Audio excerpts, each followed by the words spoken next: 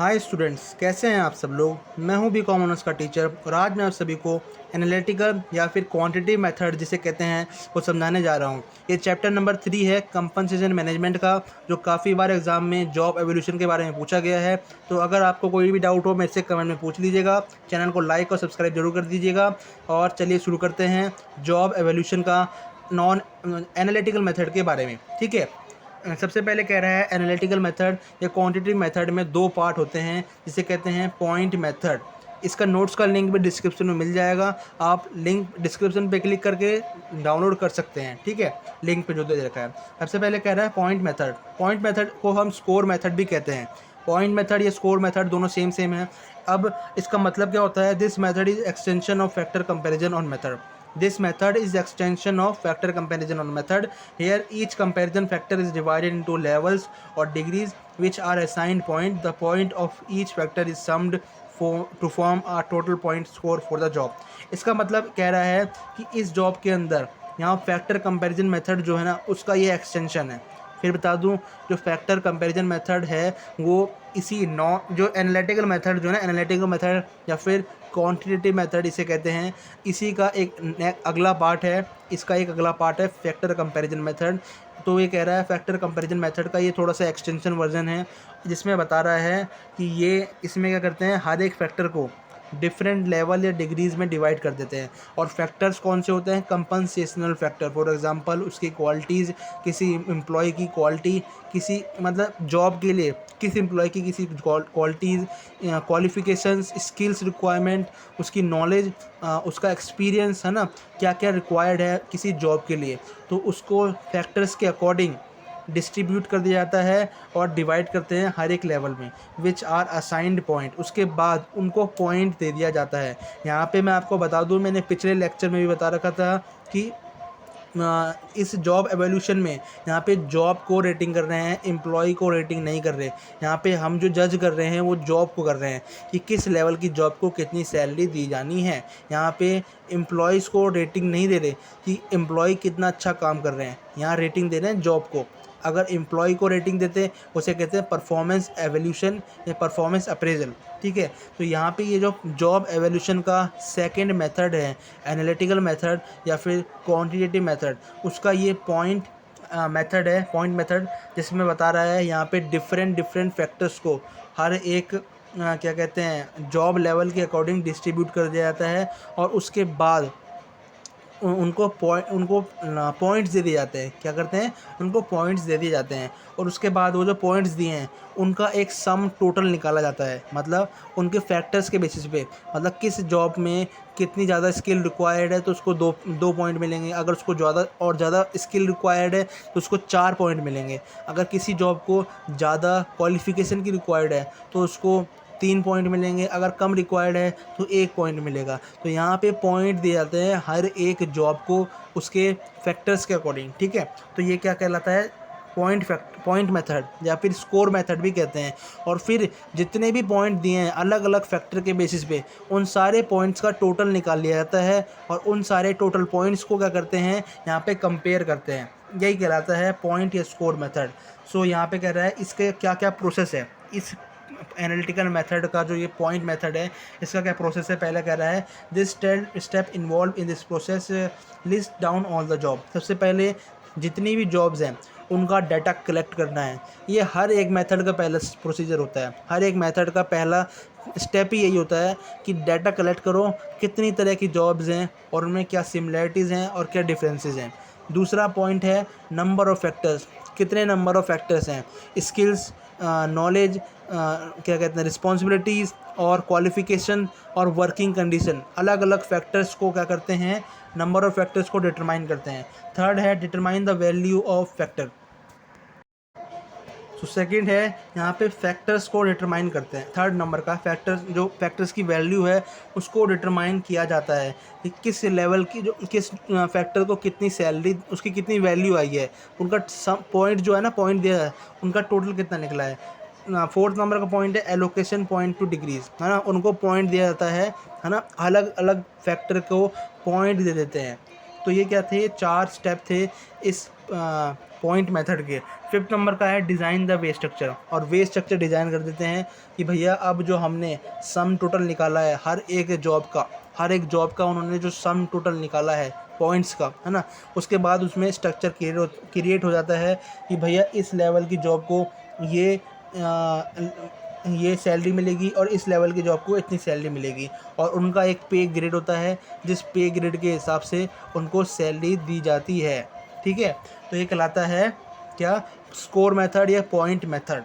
ठीक है, अब इसके कुछ मेरिट्स की बात करते हैं। इस मेथड के क्या क्या मेरिट्स होते हैं। सबसे पहला, इसके कुछ डीमेरिट्स भी होते हैं, मेरिट्स भी होते हैं। पहला मेरिट है the scale once decided can be used for fairly long period. अगर इस स्केल को, इस स्ट्रक्चर को एक बार आपने अपना लिया कंपनी के अंदर, तो लॉन्गर पीरियड के लिए इसके स्केल को, मेथड को आप यूज़ कर सकते हैं अपनी कंपनी के अंदर।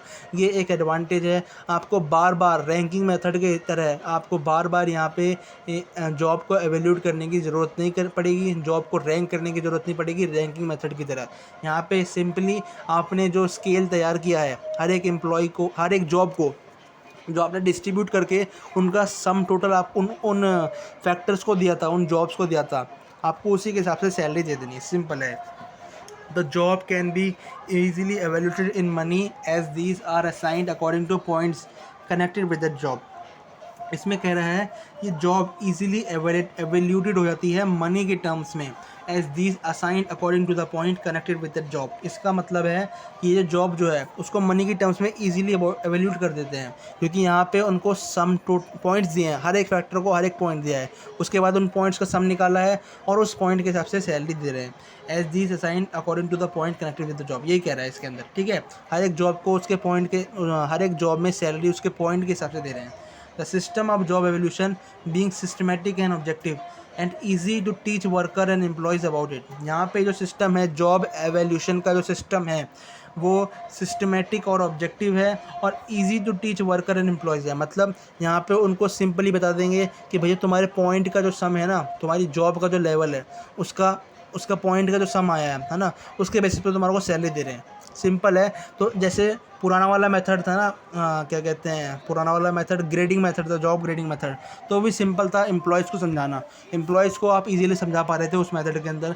सेम ऐसे ही इस मेथड में भी उनको उनका एक अमाउंट बताना है कि तुम्हारे वैल्यू कितनी आई है तुम्हारी जॉब की, और उस वैल्यू के अकॉर्डिंग तुम्हारे को सैलरी दी जा रही है। तो ये क्या कहलाता है, पॉइंट के स्कोर मेथड। ठीक है, तो the method is useful even much is number is large. कह रहा है अगर एम्प्लॉय का नंबर ज़्यादा हो, मतलब कंपनी के अंदर ज़्यादा एम्प्लॉय काम करते हो, तो भी ये मेथड इस्तेमाल होगा। तो अगर लार्ज ऑर्गेनाइजेशन है तो भी इस मेथड को यूज़ कर सकते हैं, ये बता रहे हैं। ठीक है, अब इसके डिमेरिट्स की बात करते हैं। इसके कुछ डिमेरिट्स हैं। जो फर्स्ट डिमेरिट है, the use of this method involve high cost. बहुत खर्चीला है भाई, इस मेथड में बहुत ज़्यादा खर्चा आता है, क्योंकि सबसे पहले आपको एग्जीक्यूटिव को टास्क देना होता है, और टास्क देने के बाद उनको कुछ ना कुछ अमाउंट दिया जाता है उनको ये पूरा का पूरा एवेल्यूट करने के लिए। मतलब अगर वो मेथड यूज़ करके जॉब को एवेल्यूट कर रहे हैं, डिफरेंट लेवल के अकॉर्डिंग जॉब एवेल्यूट कर रहे हैं, तो जो एवेल्यूट करने वाला है अप्रेजर या रेटर, भैया उसको भी तो कुछ ना कुछ पैसा देंगे, तो उसको पैसा देते हैं तो खर्चीला होता है ना।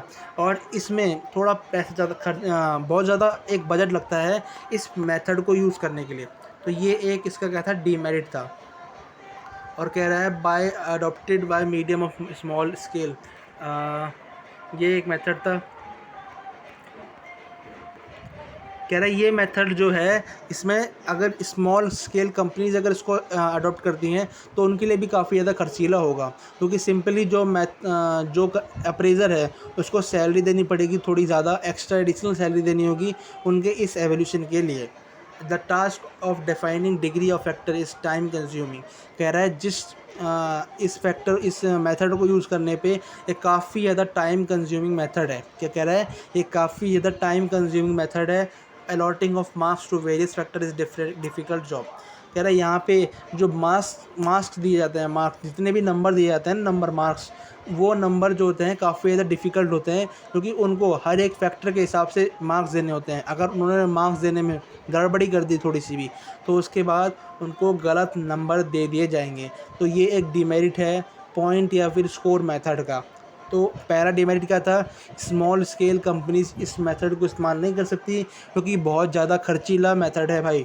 दूसरा था कि इसमें जो है ये काफ़ी ज़्यादा टाइम कंज्यूमिंग है, काफ़ी ज़्यादा समय लग जाता है, 1 हफ्ते का, 2 महीने, 1 महीने का, है ना, काफ़ी समय लगता है। और यहाँ पे मार्क्स में देने में, नंबर देने में अगर कोई गलती कर दी तो भी भाई गड़बड़ी हो जाएगी। तो ये क्या था, पॉइंट या स्कोर मेथड था। नेक्स्ट कह रहा है factor comparison method. Factor comparison method में तो अब बात करते हैं फैक्टर्स कंपैरिजन मेथड के बारे में। फैक्टर कंपैरिजन मेथड होता क्या है? ये मेथड बेसिकली कॉम्बिनेशन है रैंकिंग और point system of job evolution method का। फिर बता दूं, ये मेथड कॉम्बिनेशन है रैंकिंग और point system of job evolution method का, जो डेवलप किया था थॉमस ई हीटन ने। थॉमस ई हीटन जो है, इसने ये मेथड डेवलप किया था और ये मेथड में 5 फैक्टर्स होते हैं इंपॉर्टेंट। मैं आपको बता रहा हूँ फैक्टर कंपैरिजन मेथड का मतलब क्या है। फैक्टर का नाम ही, फैक्टर कंपैरिजन मेथड में नाम ही फैक्टर आ रहा है, इसका मतलब कुछ इंपॉर्टेंट फैक्टर्स होते हैं, एलिमेंट्स होते हैं, एलिमेंट्स बेसिकली एलिमेंट्स भी कह सकते हो, जिनके बेसिस पे जॉब को डिफरेंट क्लासीफाई किया जाता है, डिस्ट्रीब्यूट किया जाता है। और वो क्या क्या फैक्टर्स है? पहला फैक्टर है क्या कहते हैं, मेंटल एफर्ट। दूसरा है फिजिकल एफर्ट। तीसरा है स्किल। चौथा है रिस्पॉन्सिबिलिटीज़। पांचवा है वर्किंग कंडीशन। वही पुराने वाले फैक्टर्स और एलिमेंट्स। इसी ने क्या किया, कुछ फैक्टर्स डिस्ट्रीब्यूट कर दिए और उसी फैक्टर के बेसिस पे यहाँ पे ये पॉइंट देने लग गया। वहाँ पे तो क्या था, वो फैक्टर खुद ढूंढ रहे थे। पॉइंट वाले मेथड में खुद फैक्टर ढूंढा जा रहा था, लेकिन फैक्टर कंपैरिजन के अंदर इसने पहले ही अपने आप ही फैक्टर कुछ डिस्ट्रीब्यूट कर दिए और उन फैक्टर के अकॉर्डिंग यहाँ पे पॉइंट देने लग गया। ये कह रहा है ये मेथड जो है, ये रैंकिंग मेथड और पॉइंट सिस्टम मेथड का कॉम्बिनेशन है। रैंकिंग मेथड में रैंक करते थे highest to lowest, highest paying job, highest difficult job को हाईएस्ट पेइंग जॉब भी कहते थे और लोएस्ट डिफ़िकल्ट जॉब को लोएस्ट पेइंग जॉब भी कहते थे। मतलब यहाँ पे रैंकिंग होती थी और पॉइंट मेथड के अंदर फैक्टर खुद ढूंढे जाते थे और उन फैक्टर के अकॉर्डिंग रेटिंग दी जाती थी। लेकिन यहाँ पे भाई साहब ने पहले से ही रेटिंग दे दी, मतलब पहले से ही फैक्टर्स दे दिए कि भैया ये फैक्टर्स हैं और इन फैक्टर्स के अकॉर्डिंग आपको पॉइंट्स देने हैं। पहला है मेंटल एफर्ट, दूसरा है फिजिकल एफर्ट, तीसरा है स्किल, चौथा है फिर रिस्पॉन्सिबिलिटी, पांचवा है वर्किंग कंडीशन। मेंटल एफर्ट का मतलब उसका माइंड कितना शार्प है, कितने अच्छे तरीके से वो काम कर पाता है, मेंटल कैलकुलेशन कितनी अच्छी कर लेता है, क्रिएटिव आइडियाज़ देता है कि नहीं देता, और एडवांस मेथड जो नई टेक्निक्स है उनको सीख पाता है कि नहीं सीख पाता। स्किल्स, उसकी स्किल कितनी अच्छी है, वो कंपनी के अंदर उसको अगर लेंगे तो कितना जल्दी काम कर पाएगा। उसके पास क्या क्या क्वालिटीज़ हैं, कंप्यूटर स्किल्स हैं कि नहीं है, उसके पास स्पीकिंग स्किल्स हैं कि नहीं है, वो किसी को प्रेजेंटेशन दे सकता नहीं दे सकता। अगर किसी मीटिंग के अंदर उसको कोई प्लान समझाना हो कंपनी का तो वो अच्छे से समझा पाएगा नहीं समझा पाएगा। उसके पास क्या क्या स्किल्स हैं। फिजिकल एफर्ट, भैया उसकी पर्सनैलिटी कैसी है। अगर कहीं भी किसी को कोई जाता है सबसे पहले उसकी पर्सनैलिटी नोट होती है। हट्टा कट्टा तगड़ा 6 एप वाला बंदा है तो उसको देख के ही लगता है कि यार ये काफ़ी ज़्यादा फिजिकल बंदा है ना। तो फिजिकल एफर्ट कितना है और वो कितने अच्छे तरीके से काम कर पाता है। फिजिकल एफर्ट ज़्यादातर वर्कर्स और लेबर्स के केस में देखा जाता है क्योंकि वहाँ पे उसको फिजिकल वर्क ज़्यादा करना होता है, तो फिजिकल एफर्ट भी थोड़ा बहुत देखा जाता है, लेकिन वर्कर्स और लेबर्स में ज़्यादा देखा जाता है। रिस्पॉन्सिबिलिटी कितनी आती है, अगर ज़्यादा ऊंची लेवल की जॉब होती है तो ज़्यादा रिस्पॉन्सिबिलिटी होती है। तो यहाँ पे डिफरेंशिएशन होता है, यहाँ पे डिवाइड करते हैं हर तरह की जॉब को। अगर ज़्यादा लेवल की जॉब है इसका मतलब भैया ज़्यादा सिरदर्दी होगी, बहुत ज़्यादा रिस्पॉन्सिबिलिटी होगी, उसके अंदर 4-5 तरह के डिपार्टमेंट होंगे जिसका सारा का सारा उसको वर्क संभालना होगा और सारा रिटर्न देखना होगा और प्रॉफिट लॉस कुछ भी होगा उसी के ऊपर उसकी रिस्पॉन्सिबिलिटी होगी।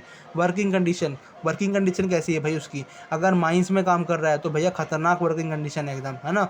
या फिर उसके जिस जगह पे काम कर रहा है वहाँ पे पॉल्यूशन तो नहीं होता, कहीं कहीं ज़्यादा पॉल्यूशन हो तो भैया उसकी हेल्थ को अफेक्ट हो सकता है, ठीक है। तो ये सारे के सारे क्या थे, फैक्टर कंपैरिजन मेथड के कुछ इंपॉर्टेंट फैक्टर थे जिसके बेसिस पे उनको पॉइंट दे दिए जाते हैं। पॉइंट देने के बाद उनको ग्रेड देते हैं, पॉइंट देने के बाद बस उनको सैलरी दे देते हैं। ये है सिंपल। इसके मेरिट्स क्या क्या हैं, ये सिस्टम सिस्टमेटिक है भाई, ये दिख रहा है बहुत ज़्यादा सिस्टमेटिक है। आपने फैक्टर दे दिए, अब उसको पॉइंट देंगे, उसके बाद उनको जो है सैलरी देंगे। सिस्टमेटिक है। और कह रहा है every job factor is given importance, her job factor को यहाँ पे इंपॉर्टेंस दी जाती है, ठीक है भाई। Value of job can be expressed in monetary term. यहाँ पे कह रहा है जो जॉब की वैल्यू है उसको पैसे की टर्म्स में भी मॉनिटर कर सकते हैं। मतलब चाहे रुपया हो, है ना, रुपया, है ना, 100 रुपये, 1000 रुपये, उसके फॉर्म में उस वैल्यू को, जो जॉब की वैल्यू है उसको रिप्रेजेंट कर सकते हैं। मतलब कोई जॉब कर रहा है तो यहाँ पे पता है उसकी वैल्यू कितनी है ना, पॉइंट जो होता है ना, पॉइंट्स दे रहे हैं, हर लेवल की जॉब को पॉइंट दे रहे हैं और उस पॉइंट के हिसाब से हमारे को पता है कि उसको कितनी सैलरी दी जाएगी। तीसरा है can be applied to wide range of job and large number of employ. मतलब जो पुराना पॉइंट वाला मेथड था उसमें वो सिर्फ क्या कहते हैं, वो लार्ज कंपनी में इस्तेमाल हो रहा था लेकिन छोटी कंपनी में इस्तेमाल नहीं हो सकता। ये वाला कह रहा है, ये वाला भी सेम ऐसे ही है कि इसको जो है लार्ज कंपनी में इस्तेमाल कर सकते हैं। लार्ज कंपनी जो होती है ना, काफ़ी ज़्यादा नंबर ऑफ़ एम्प्लॉयज़ होते हैं, भैया बहुत सारे एम्प्लॉयज़ काम करते हैं, 20,000 30,000 एम्प्लॉय किसी कंपनी में काम करते हैं, तो उसके लिए ये मेथड परफेक्ट है। अब इसके कुछ डीमेरिट्स भी होते हैं भैया, कोई चीज़ अच्छी होती है तो उसकी कुछ बुराइयां तो होती हैं, है ना, तो इसके कुछ डीमेरिट हैं। ज़्यादा मैंने डीमेरिट नहीं लिखवाया क्योंकि क्या कन्फ्यूजन हो जाती है। 4 मेथड हैं, 4 मेथड में मेरिट डीमेरिट दोनों होंगे। अगर ज़्यादा डीमेरिट लिखवा दूंगा तो क्या कन्फ्यूजन हो जाएगी। कन्फ्यूजन ना हो, सिंपली मैंने कुछ 2 मेरिट डीमेरिट लिखवा रखे हैं। एग्जाम में अगर आएगा, आप इतना भी लिख दोगे ना बना बना के अपनी लैंग्वेज में, माइंड में आपको समझ में आना चाहिए। कोई डाउट हो पूछ लेना, अगर आप बना बना के अपनी लैंग्वेज में भी लिख के आओगे तो बढ़िया नंबर मिलेंगे। सेकंड पॉइंट कह रहा है this method is expensive and small unit and not affect can not afford it to use. मैंने पुराना वाला पॉइंट मेथड जो था उसमें भी यही था। एग्जीक्यूटिव जो होते हैं उनको अपॉइंट करती है कंपनी। एग्जीक्यूटिव मतलब टॉप लेवल के जो बंदे होते हैं जो अप्रेज करेंगे कंपनी को, कंपनी की जो जॉब होती है उसको चेक करते हैं, है ना, तो उनको सैलरी देनी होती है, एक बहुत बड़ा अमाउंट देना होता है उनको उसके काम के बदले। तो यहाँ पे ये छोटी कंपनी जो होती है, छोटी कंपनी जिसमें ज़्यादा एम्प्लॉयज़ नहीं है, मान लो 50 एम्प्लॉई हैं, 100 एम्प्लॉई हैं, तो उनको तो अलग से पैसा देना पड़ेगा अप्रेजर को या रेटर को, तो उसका बहुत ज़्यादा खर्चा हो जाएगा। तो इसलिए वो कंपनीज़ जो हैं, छोटी कंपनीज़ के लिए मेथड बिल्कुल भी अच्छा नहीं है। बड़ी कंपनीज़ के लिए मेथड बहुत इस्तेमाल वाला है, यूज़फुल है। छोटी कंपनी के लिए ये मेथड बहुत बेकार है। तो ये सारे के सारे इसके डिमेरिट्स हो गए, इसके मेरिट्स भी हो गए। पॉइंट मेथड भी मैंने आपको बता दिया, ठीक है। अब ये एनालिटिकल क्वांटिटी मेथड था, इसके पहले मैंने आपको नॉन एनालिटिकल मेथड भी समझा दिया, ठीक है। ये नॉन एनालिटिकल मेथड या क्वालिटेटिव मेथड भी कह सकते हो, उसके दोनों पार्ट बता दिए, ग्रेडिंग मेथड, रैंकिंग मेथड। अब यहाँ पे ये चैप्टर फिनिश होता है। प्लीज़ वीडियो को लाइक और शेयर ज़रूर कर दीजिएगा। अगर आप लाइक करेंगे तो वीडियो और स्टूडेंट के पास अपने आप पहुँच जाएगी। तो वीडियो को लाइक ज़रूर कर देना और सब्सक्राइब भी कर देना।